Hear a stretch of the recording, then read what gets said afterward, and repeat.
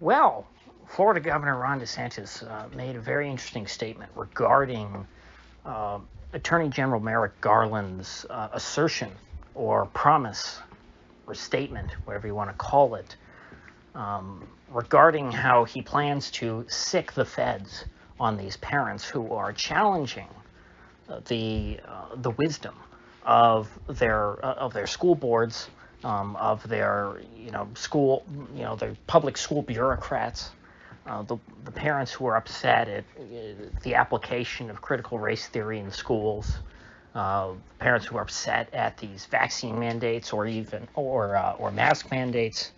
And as I talked about yesterday, Garland has labeled these people to be domestic terrorists. They're no good, very bad people who must be rounded up and separated from their children implicitly, so that the children of America can receive a proper education. Now, interestingly, Florida Governor Ron DeSantis, as I mentioned earlier, responded to this and essentially said that he's going to try and do everything in his power to protect parents from the overreach of the DOJ and the FBI. He's going to try and protect them from the secret police. Now, I'll be very interested to see what exactly that means, because this is exactly the kind of response that I was hoping for from from any state official. We need states to push back on the federal government. That's a crucial ingredient in if modern American politics is going to start moving in a positive direction. We can never expect that the feds are going to do the right thing on their own. It's not a matter of electing the right people to federal office who will change the federal government. There must be pushback on the federal government from lower levels of government. And so normally we think of that in terms of like nullification, like what we saw initially with Colorado, when Colorado said, you know what, we're going to legalize marijuana. If you want to go out and smoke a big fat doobie, we're not going to do anything to stop you. Now, the feds might come in and stop you, sure, but we local Colorado cops, we're not going to do anything to help them. We're not going to serve as their agents and go out and bust people for carrying around a bag of weed. And so unless you happen to be stopped by an FBI agent who's having a bad day, you can smoke all the marijuana you want in the state of Colorado and you'll be just fine. But what DeSantis is discussing here, or implying here, is not really nullification so much as it is interposition. And these are two concepts that in early American history, went hand in hand. Thomas Jefferson talked about the role of the states, nullifying, federal law and interposing themselves in between the federal government and their citizens in order to protect them from federal tyranny. And it's excellent to see a Republican governor not just stand aside and say, well, the FBI, we have a supremacy clause in our Constitution, and we all solved by the Civil War that the federal government's on top, so whatever the feds say goes. And so if the feds want to come in and stop anyone from speaking out against problems in the public school system, we're just going to have to stand by and let the feds do that. No, it is rather, under more traditional interpretation, a pre-1860s interpretation of, the American system, that yes, it is the role of the state to interpose itself in between its citizens and the federal government when the federal government is in the wrong. Now, how DeSantis intends on going about doing this, that I do not know. It may well be a bluff, which at this point a bluff is better than nothing. But if it's an important precedent that he's setting. He's normalizing this kind of talk. He is, blazing a trail, certainly, for other governors to follow. And as the federal government continues to lose legitimacy, the importance of nullification and interposition are going to keep growing. And states will need to engage in this sort of activity more and more. And so we need to normalize this as quickly as possible in order to keep the feds at bay. And, it's sort of a self-sustaining cycle in that people turn to nullification and interposition when the Fed or when the federal government is overreaching its power, it's overstepping its power. But once that dam has been broken and people understand, oh, we can do this. We don't have to listen to every single thing that the federal government has to say. Then you'll see more and more of this sort of activity.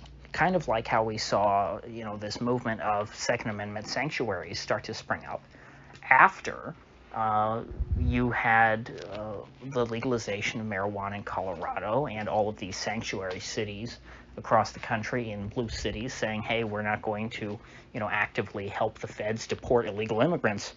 As soon as people begin to stand up to the feds, because the federal government, is delegitimizing itself by overstepping its power, it loses quite a bit more power than even what it was overstepping, if that makes sense. In other words, the federal government is weaker than it otherwise would have been before. When they overstep their power, they alienate people against them, and things that they would have tolerated otherwise, now all of a sudden they're beginning to question. Once people realize, hey, the federal government was wrong in this one instance, so they're clearly a fallible entity. Not everything the federal government says is correct, and so therefore they start to question more and more and say, you know what, I think they overstepped their power here and here and here, and really these guys are just a bunch of tyrants.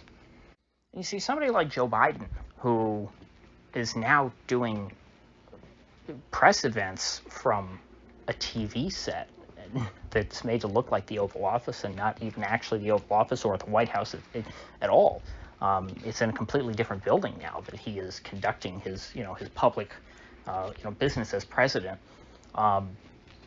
He has no concept for this sort of esoteric political theory and the ideas of legitimacy and whatnot. He just looks at it as, hey, there's always been a president of the United States. And its power is unquestionable. There's always a president. He's always very important. And now I'm the president, so that means that I'm very important, and then everybody has to listen to me or listen to whatever I am fed to say, from my donors and my handlers. And it wouldn't occur to someone like him, or really the people around him who idolize the West Wing, and think of Martin Sheen as the ideal president, and they think of themselves as characters on that TV show. This idea of legitimacy fading and the federal government, at some point not being considered a serious government. It's just something that they're not worried about. And when they're not worried about something that is a very serious risk to their power, that risk has a tendency to happen. And I'm glad about this. I'm glad for this. It's a good thing that the Biden folks are so incompetent when it comes to trying to project any sense of legitimacy. It's making it much easier to undermine the federal government. The federal government has gotten away with far too much for far too long simply because people regarded it as legitimate. This started really, I think easily going back to FDR. I would say that was where the worst of what we have today began, because people just thought, hey, FDR's so great. Even if he's overreaching his power and is becoming basically a dictator, we're okay with it because, we trust him and he's a good guy. And ever since then, there's been various threats, the threat of the Soviet Union and then the threat of the jihadis, which have allowed whoever was head of the federal government to juxtapose themselves against that evil enemy and promote loyalty to Washington. But these days, of course, the boogeyman are people here at home. The source, or I shouldn't say necessarily a source, but a major legitimizing factor now for the current regime in the White House is the fact that they consider themselves the enemy of something like half of the country. But when you do that, when you juxtapose yourself against some enemy and say, hey, you need us to protect you from this enemy, and the enemy is half of the electorate, well, that's only going to serve at best to legitimize you in the eyes of, at most, the other half of the electorate. So, to wrap things up, going back to DeSantis, it's very important what he said, and I hope that he builds on this in the future. I have every reason to believe that he will. He's been making a lot of smart moves in the last year and a half. So, with that said, I will see you folks back here tomorrow.